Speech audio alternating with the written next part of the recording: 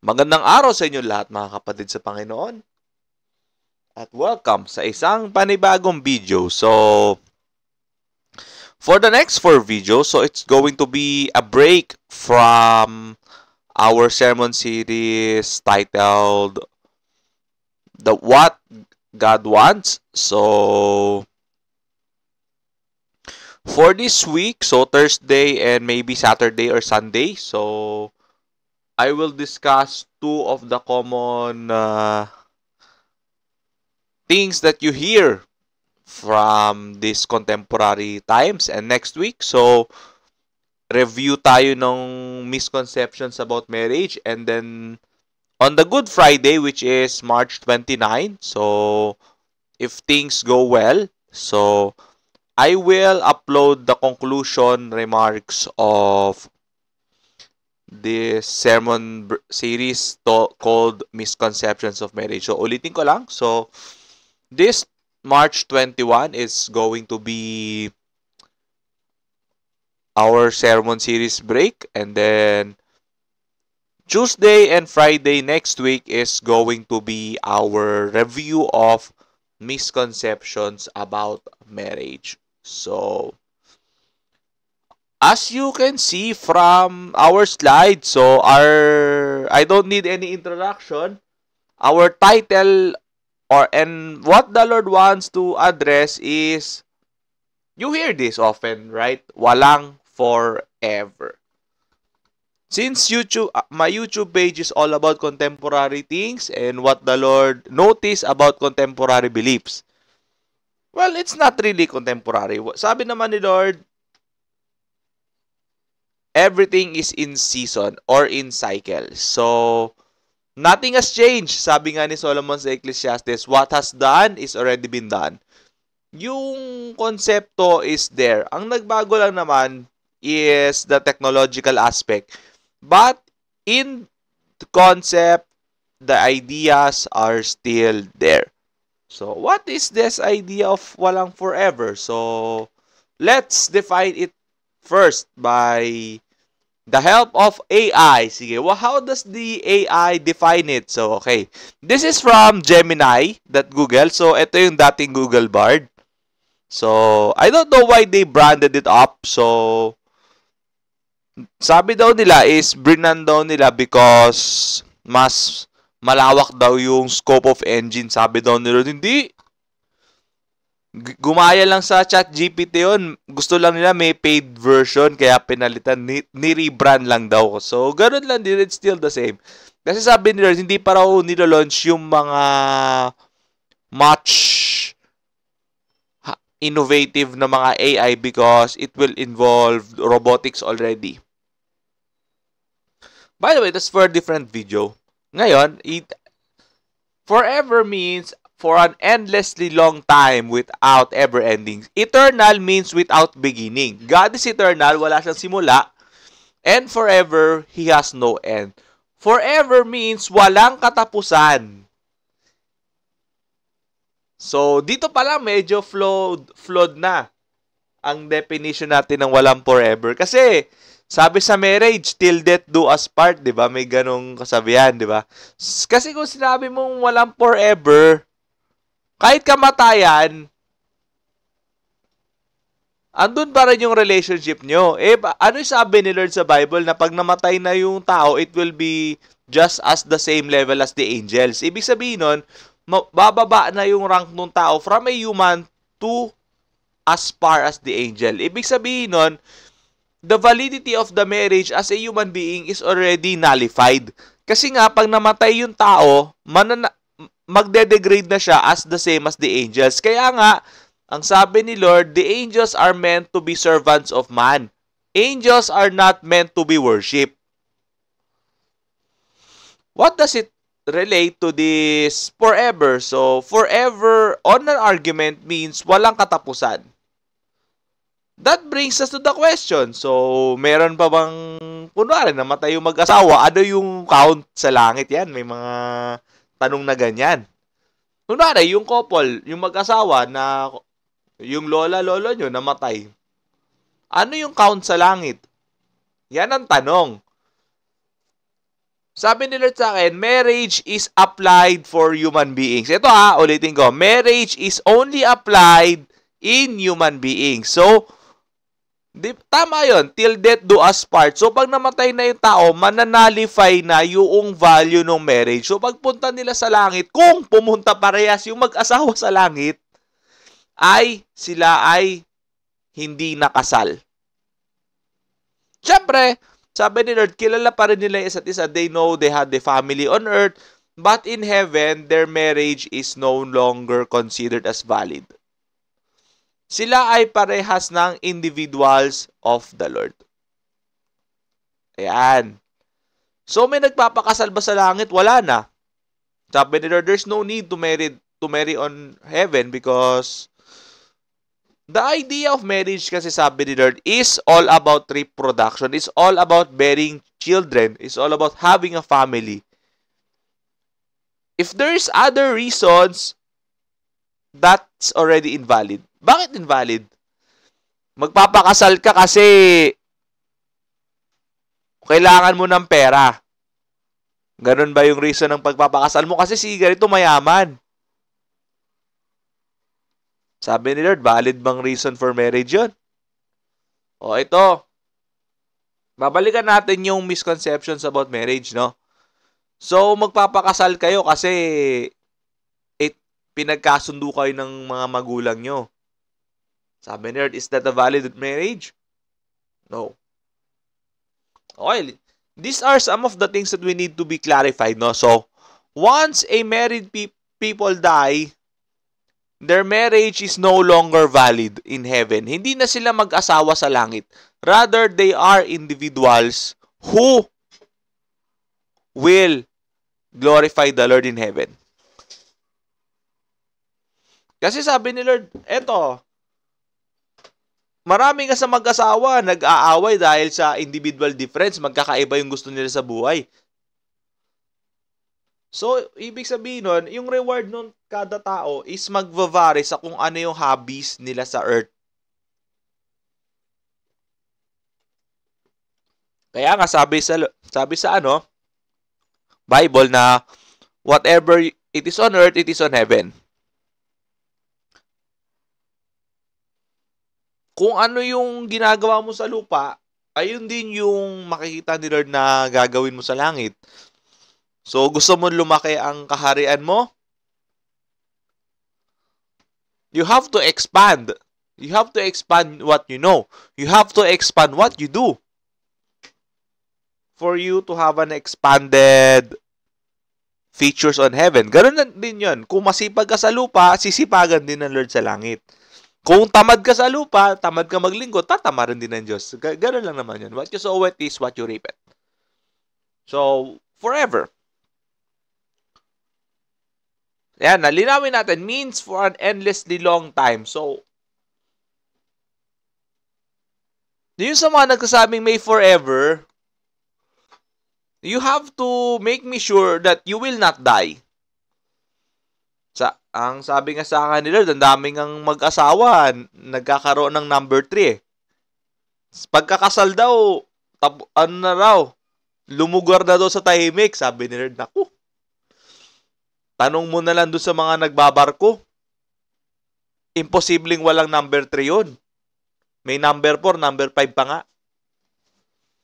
Ayan. Kunwari, pag nasa show business ka, sabi ni Lord sa akin ngayon, sa tingin mo ba walang number 3 yung mga lalaki dyan? Yung mga babae nga, may number 4 minsan eh. Kahit may asawa na eh. So, this is a hot take from the Lord. Itong walang forever is just a marketing, no? Minamarket lang ng mga advertisers to para pagkakitaan. It is just a marketing thing na effective naman kasi Filipinos, sabi nga may nagsabi nga sa akin, why do you Filipinos love and love? Gusto nyo magmahali? Hindi lang isang tao to eh. So, narinig ko why are you prioritizing love over the other things? Sabi ko, I don't know.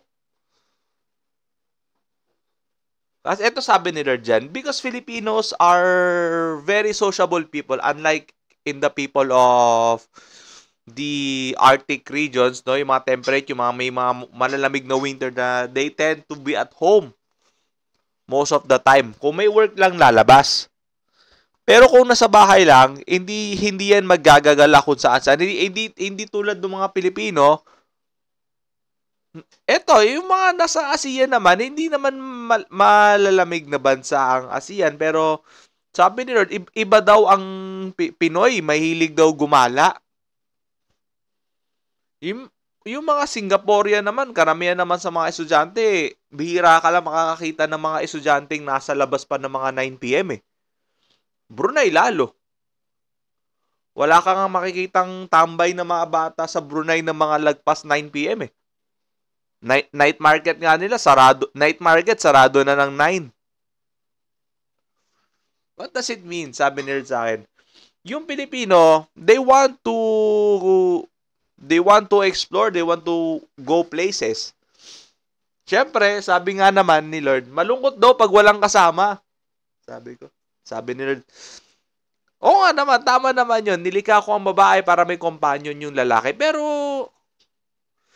hindi naman yung tipong gagala ka lang, kailangan pa ng babae, ng asama. Yung companion sa buhay, yung makakasama mo sa hirap at ginawa, hindi yung tipong hindi ka lang nasamahan sa date, gagalit ka na. Ayan, yung date kasi ito, pag-usapan natin ng mabilis. Yung date is actually a concept from the Lord. Nakakatawa to Yung date, akala nyo sa atin lang na tao na nag-imbento. Hindi.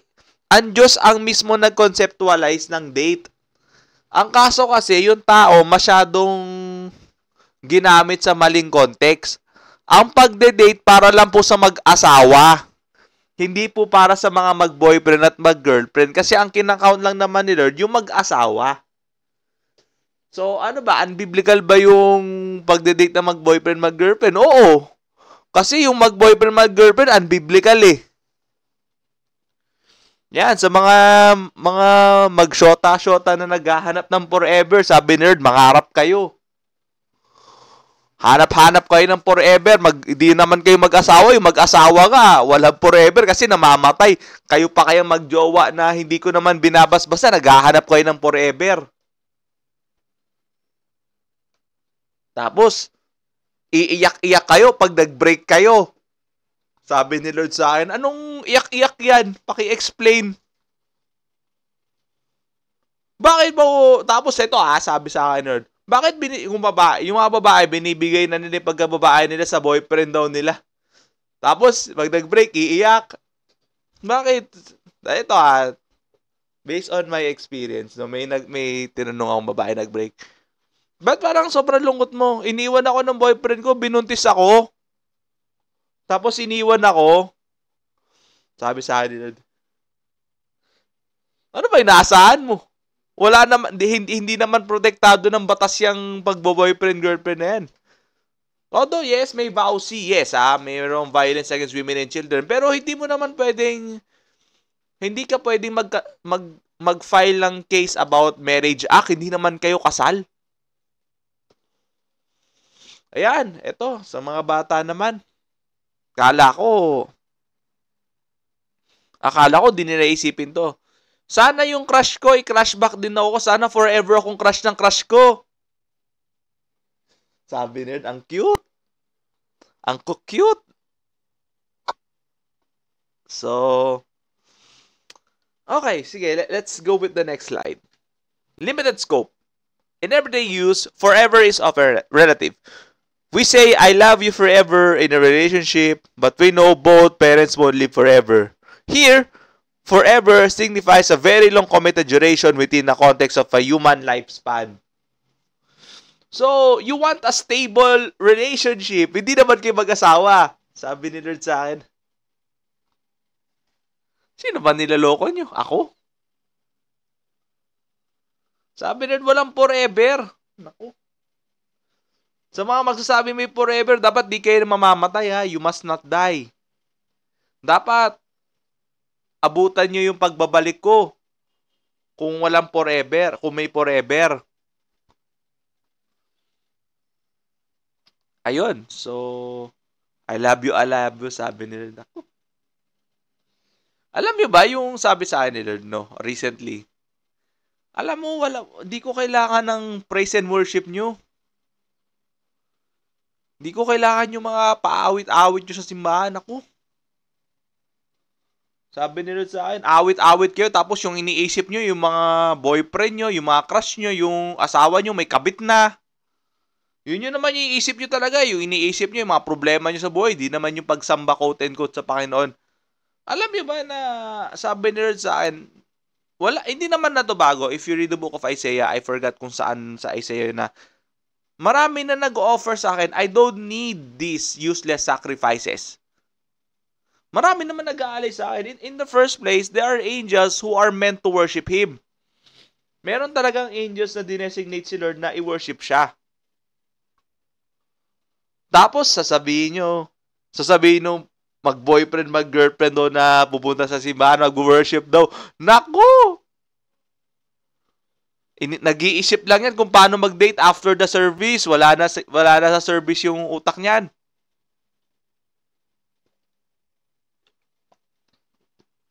Ito ulitin ko. If you ask the Lord, walang forever. Naku, may forever daw. Sabi ni Lord, asa.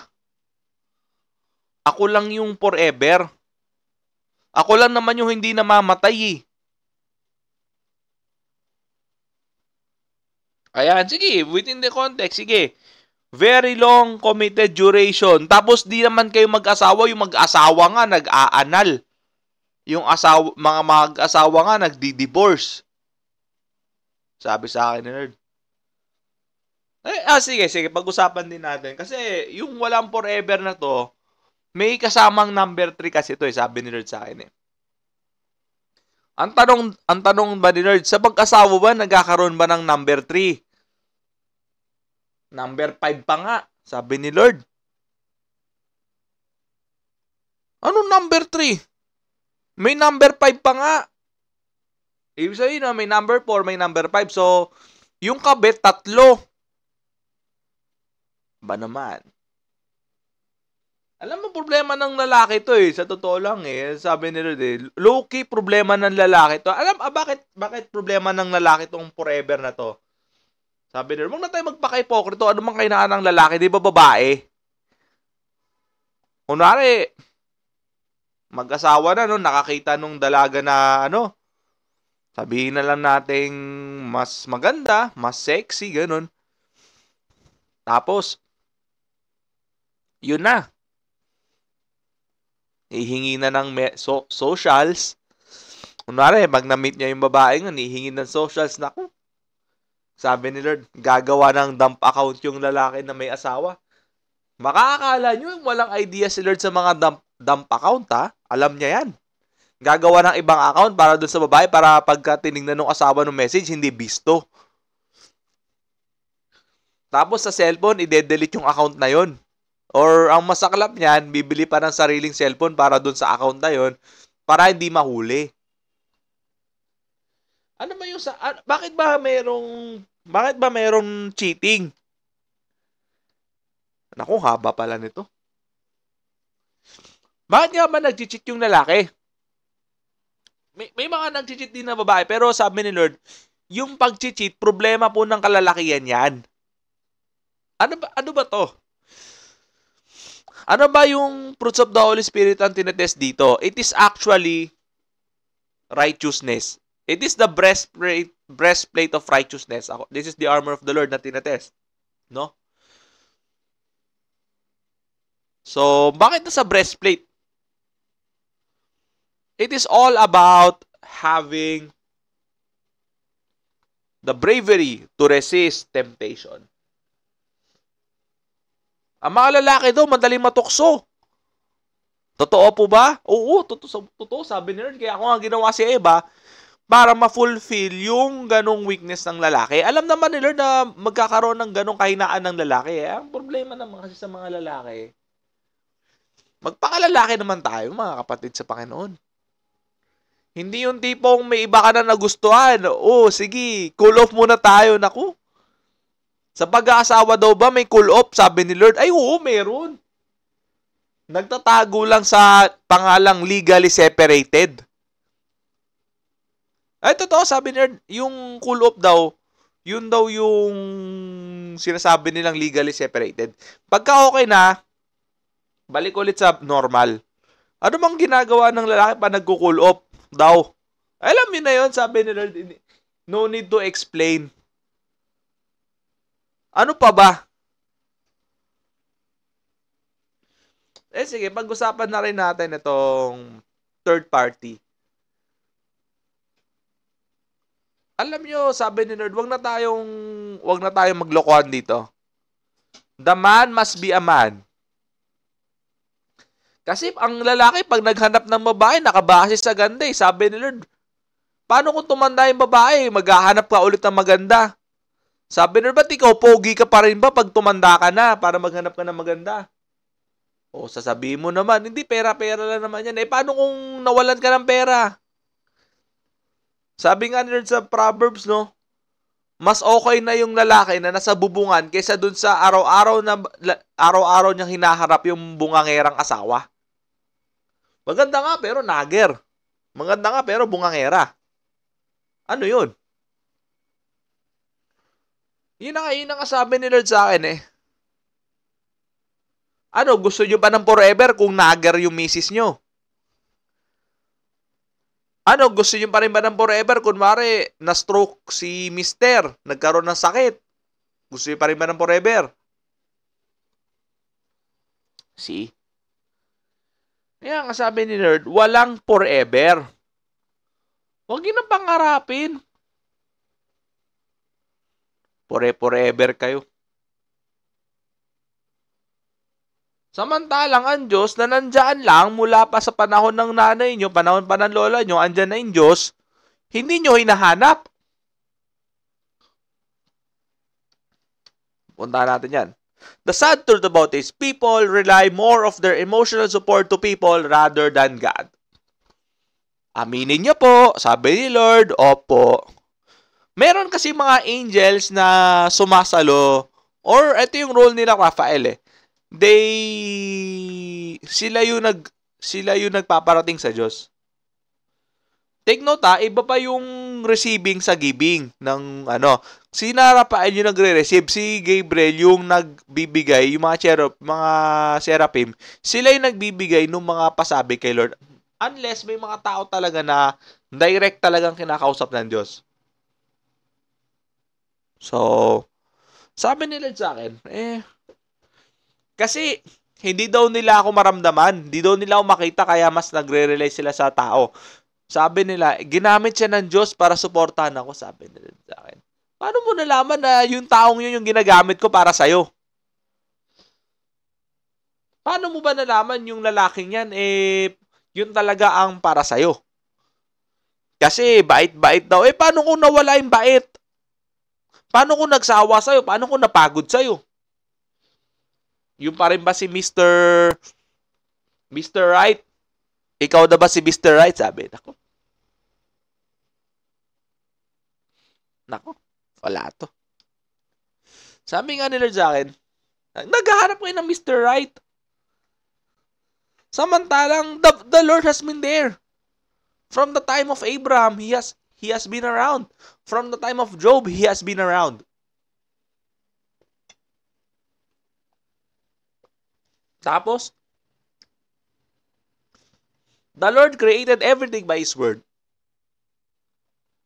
Sasabihin natin, hindi naman naintindihan ng Diyos. May kaibigan ako nagsabi, si God ba naiintindihan niya ako? Sabi ni Lord, hindi. Ay, hindi. Hindi ko alam. Ano po ba yung silbi ng pagiging omniscient? Kung di niya alam.